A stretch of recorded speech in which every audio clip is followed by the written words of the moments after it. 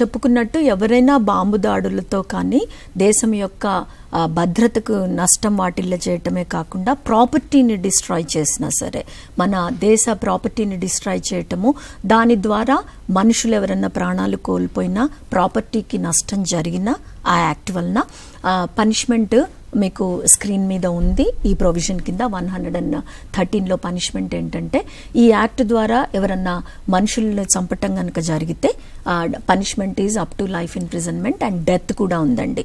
మనుషుల్ని చచ్చిపోవటం జరిగితే డెత్. అలా కాకుండా ఇన్ ఎనీ అదర్ కేస్ మనుషులు చచ్చిపోవటం కాకుండా any other it resulted in to destruction of property అనుకోండి, వీళ్ళు బాంబు దాడి వలన ప్రాపర్టీ డిస్ట్రాయ్ అయినా నాట్ లెస్ దాన్ 5 years అండి. This is another provision. Not less than where minimum punishment is provided, not less than 5 years but which may extend to imprisonment for life also. Life imprisonment ఇవ్వచ్చు.